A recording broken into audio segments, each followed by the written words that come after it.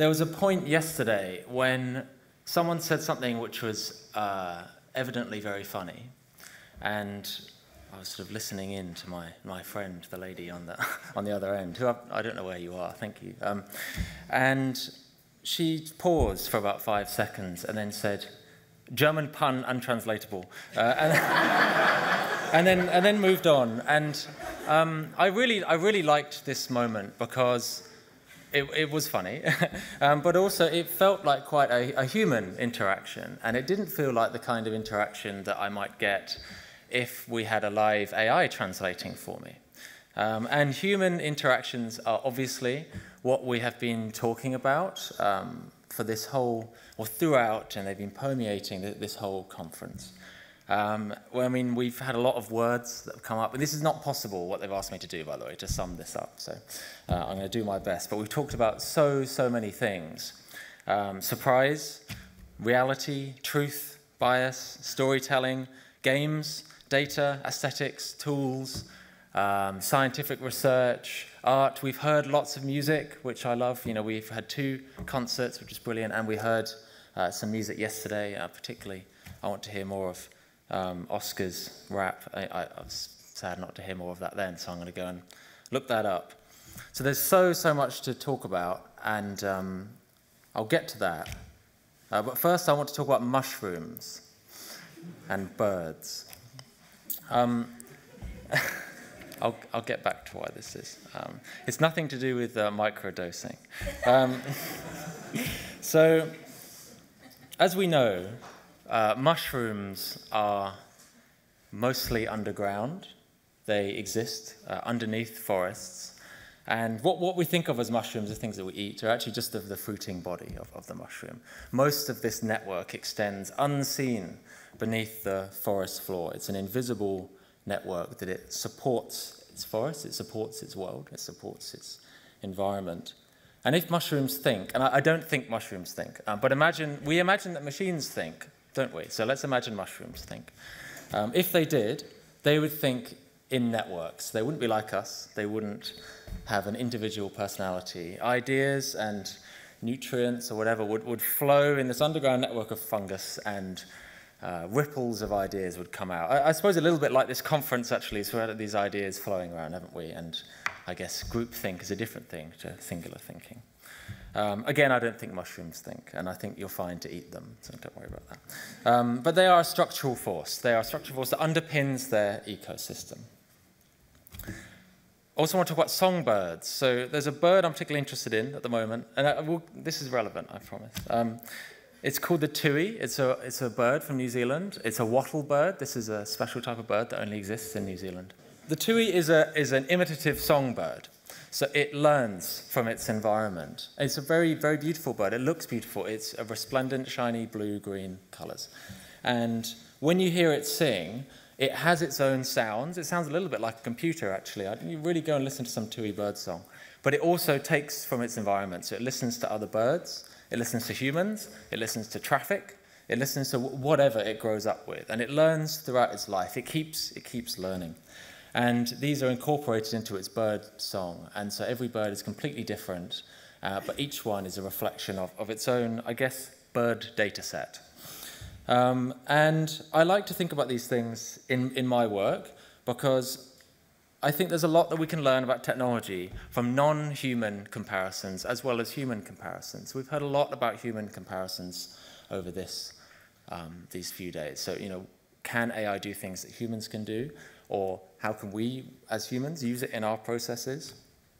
But I think there are lots of natural analogies for AI and technology too. And these are really worthwhile to keep this technology grounded in the world in which we live, not in the cloud, although of course the cloud is actually a data bank of computers owned by Amazon, but we can imagine it as being the cloud. But there is a difference, I guess, between these natural analogies and AI, which is that mushrooms are just structural, and songbirds are visible, and they're on the surface, and they're memorable, and we see them. But AI is both structural and on the surface in our world today, as we've heard. So we see it on the surface all the time, with AI-generated art, ChatGPT. I'm not going to try and use the words ChatGPT any more than strictly necessary, so we've heard enough. But it is also structural. It controls the way that we interact with each other. It controls the internet, AI technologies, and the philosophies that underpin AI technologies, which are really important, underpin many things in our world. So it is both structural and on the surface. But if you take its songbird-like element, the way that AI can imitate things, we've been talking a lot about this, talking a lot about tools over these few days. We've had ChatGPT, sample RNN, which is what Portrait XO used to imitate her voice. OpenAI Sora, we talked about DDSP, which is from Google. We saw Sebastian Trump's imitative and reflective technology as well. We've seen lots and lots of imitation. And imitation lies at the core of lots of tools that we've heard about. But I wonder, how does AI fit with other technologies, other technological tools? And are these tools imitative, or are they something more deep in our, I guess, creative processes? And the kinds of technologies or tools that I'm thinking about are things like the printing press or the internet.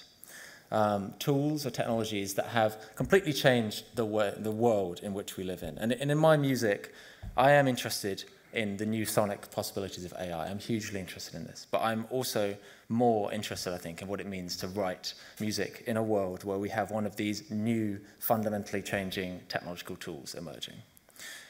But I think, and I only sort of thought about this yesterday, I normally talk about the printing press, or not normally, but I have thought about the printing press as a good comparison. But I wonder if a better comparison for AI is the original technology, which is the written word. And we don't always think about this as a technology, but it is a technology, and it exists to serve a function. And what that function, well, many functions, but one of the functions that it does is it outsources our memory. So I don't need to remember everything in my mind because I've outsourced my mind to this piece of paper here. And we've normalized this with the written word. We've also normalized this with the internet, which also outsources our memory. I don't need to know things anymore because I can outsource my mind to Wikipedia on my smartphone. And I don't need to do long division because, you know, my calculator can do it. Although I can do long division, I take great pride in being able to do so. But I don't have to. And I read a book recently by the philosopher David Chalmers called Reality Plus. We talked a lot about reality, building reality. I'll talk about that in a moment as well. And this explores this idea of outsourcing our minds and our bodies, actually, into technology. And how far is this going to go? We've done it with the written word. We've done it with the internet. How are we going to do it with AI? And how is that going to relate to music? I had a bit of a crazy thought. I don't think this is necessarily something we should do, but I'll share this crazy thought with you anyway. So imagine instead of outsourcing memory, we outsource our listening experience to AI. So we train an AI to listen to music and tell us how we should feel about it. We've outsourced that part of our minds to AI. We probably don't want to do this, but that doesn't mean it won't happen. And I was also reading Fahrenheit 451 recently, and in this book there is a machine. You press a button, and it makes you feel the way that the button tells you to feel. So you can, it's a dystopian world, and everyone's miserable. And you can press the happy button, and you are happy. And I wondered, what if you combine these two technologies? So what if we had an AI that listened to things for us, and then told the button-pressing machine how we should feel about the music that we haven't heard, but we could have heard? And then we feel that way. Wouldn't that save loads of time? Wouldn't that be great? I don't think people would take this technology up, but I'm not sure about that. And I think one of the things that I'm going to come back to is I'm not sure what AI is, and no one is sure what AI is. And if they tell you they're sure, I think they're wrong. That's my takeaway, and I think probably your takeaway as well. So, you know, if you're feeling like there's been a lot of information and it's been a bit confusing, you know, I feel that way too, and I have a PhD in AI and composition. So we've talked about tools a little bit, or a lot in this conference. We've also talked about aesthetics. So Maurice mentioned new aesthetics yesterday that come out of recognizable AI art or AI music or whatever it is. But aesthetics and AI in music are not only related to new aesthetics, but I do also think that they relate directly to things that we think about already as musicians, and particularly as classical musicians. And I want to give a few examples here of a few aesthetic ideas that have come up in this conference and maybe how they relate to classical music. And my argument here, I suppose, is that we are actually, even if we're confused, we are actually well placed to tackle this world of AI. So one that was brought up by Ashley Fell was this idea of navigating the past and the present. And she was talking about it in terms of Generation Alpha at the time. But this is something that is inherently important to AI and the way that AI is coded. We take things from the past and we build new things out of them. That's how this technology works. We don't start with something new, we start with something old, and we try and find something in that black box that Stefan described yesterday that gives something new. This is not at all unusual to us, I don't think, as classical musicians, particularly, all musicians of course, but particularly as classical musicians. We are always taking old music, old ideas, and thinking, where does this go in the future? You know, how can this be made interesting, relevant? How is this relevant? How can I show that this music is not just a museum piece, but is actually something deeply moving today? And in that piece that you mentioned, Silicon, which I wrote for the BBC Philharmonic, I just want to give a little example of perhaps, I'm not going to talk about my piece so much, but how this abstract thought of future and past, how does that actually relate to our day-to-day work? And as part of writing that piece, I was taking things from the past, I was training an AI on what it thought Mozart was, and then writing some of my music and getting it to try and continue my music in the style of what it thinks Mozart is, which doesn't work, and that's really interesting. And that was what I did for the piece. But then, as a sort of spin-off activity that was really interesting, is we did the same thing. We cut some holes in a piece of bark, and then filled it in with AI and had the audience try to guess in real time what they were listening to. Is it Bach or is it AI? And the idea isn't to trick the audience. And in fact, we did this 4 times because it was televised as well. And I ended up using a not very good AI rather than the best one because it was more fun for the audience to have some idea if something had changed or not. And that really led to a conversation about creativity. It led to a conversation about algorithms in Bach's music. You know, how much can you imitate it with mathematics? It led to conversations about, can computers be creative? And of course it led to conversations about the relationship between the future and the past. One of the other things that we have mentioned is the idea of fakeness and authenticity. And again, I do think that this is an area that musicians have something to offer on. We're always talking about authenticity already. And we don't talk about fakeness too much, but I don't think it's too much of a leap from authenticity to fakeness. And it makes me think, what is fake music? Can music be fake in the same way that you can have a deep fake of a politician? Can you have a deep fake music? And if you can, does it become any more real when it's played by live musicians? This is something that you can take to audiences. You can have an event where you're generating new music, and I've done this with folk music, generating new pieces of folk music and having people play them. It's a fun task because you can get kids up to mess with the controls and you get some really horrific pieces of music that your orchestral violinist has to sight read. But you'll have a conversation about, is this real folk music? Can an AI make folk music, or does it have to be rooted in a folk tradition which the AI doesn't understand? Does it become more real folk music when it's played by someone from that tradition? What if they take it out of the concert hall and they take it to their local folk music meetup at the pub on Wednesdays? This is a big thing in Oxford, lots of folk music meetups in pubs. Does it become more real then? At what point do we have an AI folk music tradition? Or at what point does a folk music tradition intersect with AI? So that was one of the kind of activities that we did there. And the last aesthetic area, I think we've alluded to, but haven't really talked about too much, is the difference between structures and, for want of a better word, magic behind music. And we've alluded to this a little bit. But AI learns structures. It learns mathematical calculated relationships between values. That's its strength, and it's a great strength, and it has conquered the world doing that. And it's conquered a world which values mathematical relationships between structures. It's conquered a world that's ready for this kind of structuralist thought to come and take over, and a technology that can define things based on the relationship between their parts. But I don't think that's how we think about music as musicians. We don't take the score and imagine the sounds and think, well, we don't need to see the performance. So I think there's something intrinsic in there, something quite magical, which can't be learned by a machine. I was reading a book a couple of years ago by the Italian philosopher Federico Campagna. It's called Technic and Magic, and he describes the world that we live in, or the reality that we built, as technic. And this is a world which is based on solving problems and based on mathematics and calculations and all these types of things. And in this world, music is treated as a product, not as a process. It's treated as a problem to solve. I think we all understand that that's how many elements in Silicon Valley see music. It's a problem to be solved. It's not a process to be engaged with.